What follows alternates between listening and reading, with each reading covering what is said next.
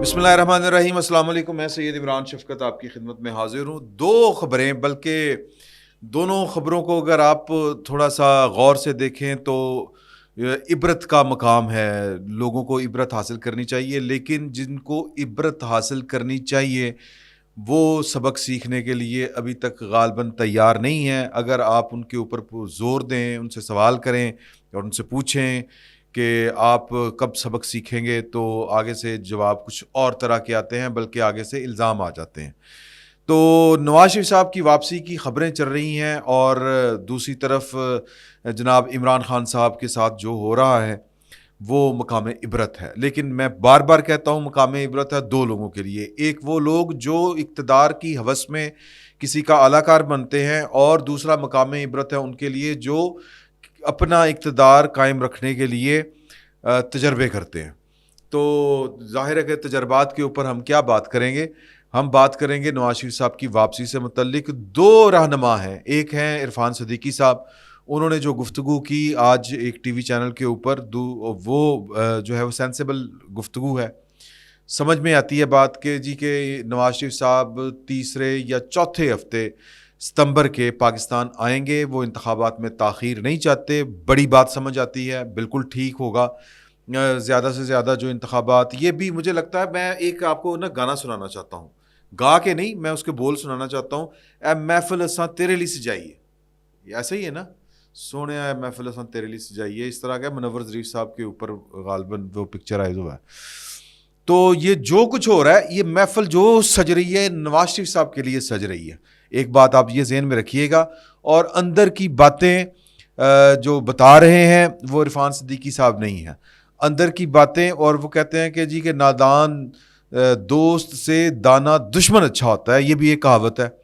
تو نادان دوست کا کردار جو کل ادا کیا ہے وہ کیا ہے رانا ثناءاللہ صاحب نے.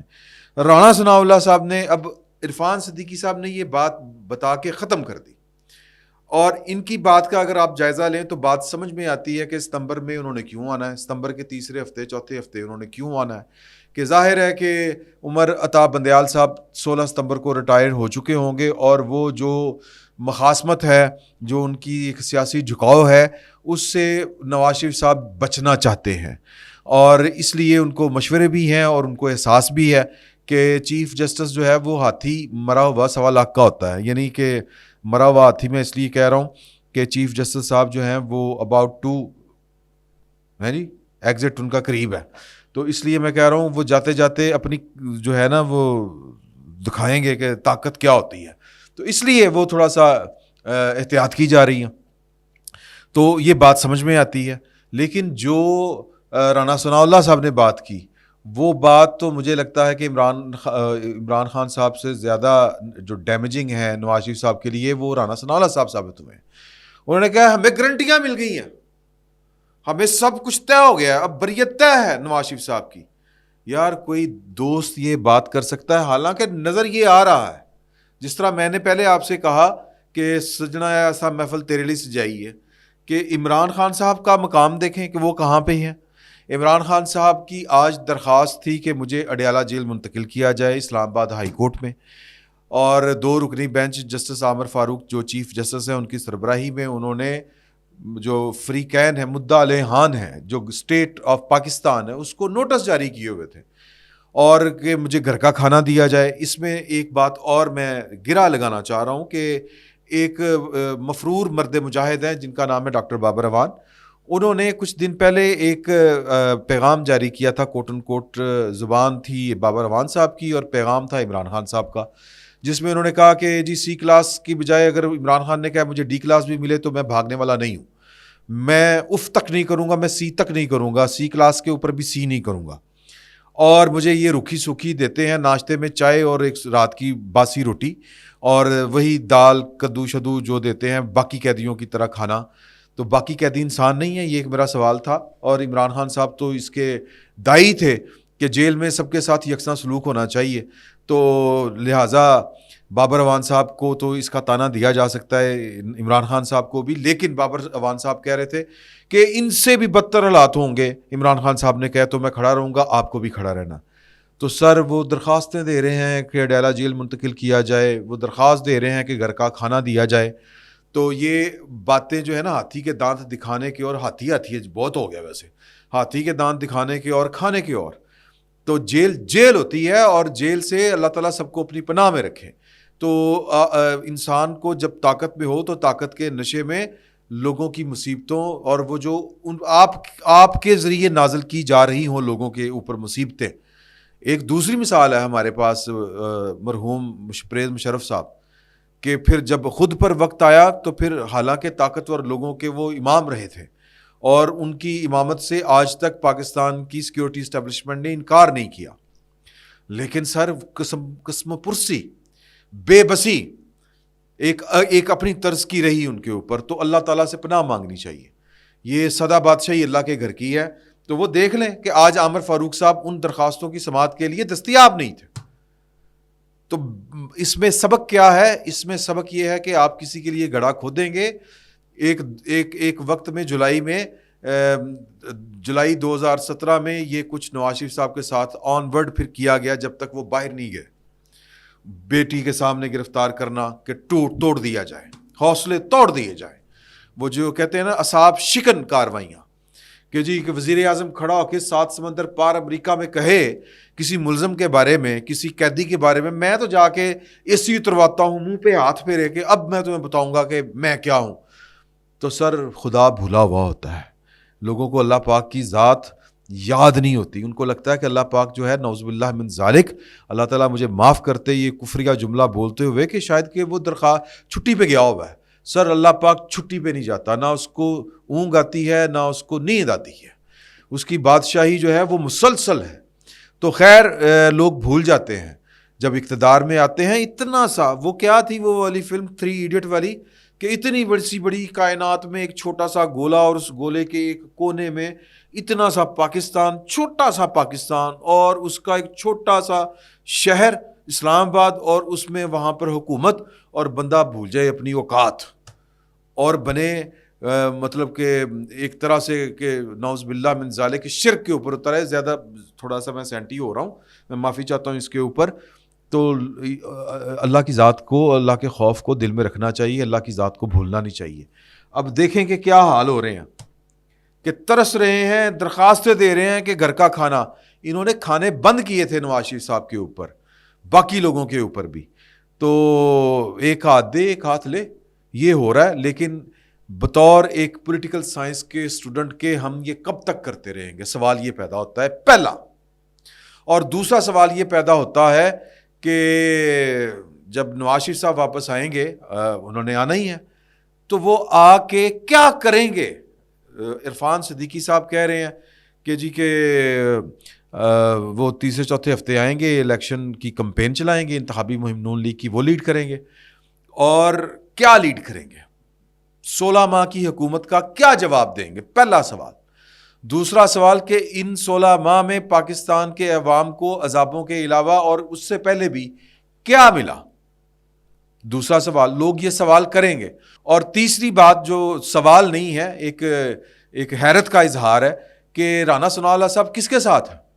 کہ ایک شخص جو ان حالات میں کہ جس کے سامنے 2 سوال کھڑے ہوں گے، وہ پاکستان آ رہا ہے اپنی پارٹی کو دوبارہ سے کھڑا کرنے کے لیے، اور اس کی پارٹی کی حکومت کی پرفارمنس جو تھی وہ ڈیڈ قسم کی پرفارمنس تھی، بلکہ وہ قاتل قسم کی پرفارمنس تھی، وہ خودکش حملہ تھا پارٹی کے اوپر. تو وہ آ کے کمپین کیا چلائے گا؟ ایسے آدمی کی آمد سے پہلے اگر یہ کہا جائے کہ نورا کشتی ہے، سر رانا ثناء اللہ صاحب کی اور بات کا مطلب کیا کہ سب چیزیں طے ہو چکی ہیں، گٹھ جوڑ ہے. کیا کہنا چاہ رہے ہیں آپ؟ تو لہٰذا میرا خیال ہے کہ نواز شریف صاحب کو پاکستان آنے سے پہلے رانا ثناء اللہ صاحب کی خبر ضرور لینی چاہیے کہ یہ تم کس کے ساتھ ہو بھائی، رانا صاحب یہ آپ نے کیا کیا ہے. تو لیکن اگر ہم یہ بات ہم کریں نا، جو اپنا کمنٹیٹر ہیں، پولیٹیکل کمنٹیٹر یا جو صحافی ہیں، کہ یار لگ یہ رہا ہے کہ سارا کچھ طے ہے، تو بات سمجھ میں بھی آتی ہے. اب گھر کا بیدی لنکا ڈھائے، لنکا تے ٹھاتی. تو بظاہر سب کچھ یہی لگ رہا ہے کہ پاکستان کی اسٹیبلشمنٹ کو اپنے کیے کے اوپر پچھتاوا ہے اور نواز شریف صاحب کی ایک ایک بات کے اوپر منو عمل ہو رہا ہے، اور ان کا مطالبہ نمبر 1 تھا کہ عمران خان صاحب آپ کی پیداوار ہیں اور آپ ہی نے ان کو ٹھکانے لگانا ہے، وہ ٹھکانے لگ رہے ہیں۔ دوسرا مطالبہ ان کا یہ تھا کہ ہمارے خلاف جو کچھ ہوا وہ نیچرل جسٹس نہیں تھا، وہ ایک ضابطے کی کارروائی نہیں تھی، وہ پولیٹیکل اور جوڈیشل یعنی کہ انصافی انجینئرنگ وہ کی گئی تھی، جس میں عدالتیں، میڈیا ہاؤس، پاکستان کی سیکیورٹی اسٹیبلشمنٹ سب جو تھے انہوں نے ساز باز کی ہوئی تھی، اور وہ کیوں کی ہوئی تھی یہ تو نواز شریف صاحب کو بتانا چاہیے، لیکن اب وہ کہتے تھے، نواز شریف صاحب کا مطالبہ تھا کہ وہ جتنا کچھ ساز باز کر کے آپ نے پاکستان مسلم لیگ نون اور اس کی قیادت کے خلاف کیا ہے اس کو ریورس کر دیں، اس کو ریورس بیک کر دیں، ہماری آپ کے ساتھ کوئی لڑائی نہیں ہے۔ میرا خیال ہے کہ لڑائی اس سے تھوڑی سی آگے بڑھ چکی ہے، نواز شریف صاحب نہ لڑنا چاہیں تو ان کی مرضی ہے۔ ان حالات میں سوال یہ پیدا ہوتا ہے کہ نواز شریف صاحب آ کے کمپین کس نقطے کے اوپر چلائیں گے، کیسے لوگوں کو یہ سمجھائیں گے کہ جی کہ ان کی حکومت جو تھی، یا تو بھائی سے کہہ دیں کہ قطع تعلق کے وہ شہباز شریف جو تھا وہ نالائق ہے، اس نے میری بات نہیں مانی، میرا ذمہ اوس پوس ہے، شہباز شریف کے 16 مہینے جو ہے اس کا پاکستان مسلم لیگ نون کے ساتھ کوئی تعلق واسطہ نہیں ہے، یہ وہ نہیں کر سکتے۔ پھر کریں گے کیا؟ میری ایک رہنما سے بات ہوئی ہے، نواز شریف صاحب کے دستے راست، ان کے قریبی آدمی، میں نے ان سے پوچھا کہ جی کہ انتخابی مہم چلائیں گے کیا، لوگ مانیں گے کیا؟ تو انہوں نے کہا اب یہ کامیاب ہوتی ہے کہ نہیں، کہتے ہیں کہ جو لیڈر ہوتا ہے اس کی انگلیاں عوام کی نبض کے اوپر ہوتی ہیں، وہ امراض بھی جانتا ہے، علاج بھی جانتا ہے، تریاک بھی رکھتا ہے، شفا کے راستے بھی جانتا ہے، تو ہو سکتا ہے کہ ان کی زبان میں کوئی تاثیر ہو کہ وہ جو مجھے بات بتائی گئی ہے اس میں وہ کوئی دم پیدا کر لیں، ان کی بات جو ہے وہ شاید دلوں میں اتر جائے۔ مجھے نہیں لگ رہا کہ یہ کوئی آسان ٹارگٹ ہے۔ وہ کمپین یہ ہوگی کہ جو کچھ عمران خان نے 9 مئی 2023 کو کیا، یہ اس بات پہ غور کیجئے، یہ نواز شریف صاحب کا نیریٹو ہے اگلا، کہ جو کچھ 9 مئی کو عمران خان صاحب نے کیا اس پر تو پاکستان کی ریاست کھڑی ہو گئی ہے۔ جو کچھ 9 مئی کو عمران خان نے پاکستان کے ساتھ کیا وہی کچھ جولائی 2017 میں پاکستان کے ساتھ کچھ لوگوں نے کیا۔ اگر وہی کچھ جو 9 مئی کو عمران خان کے خلاف کیا گیا ہے اگر جولائی 2017 کرنے والوں کے خلاف بھی کیا جاتا تو پاکستان بچ جاتا۔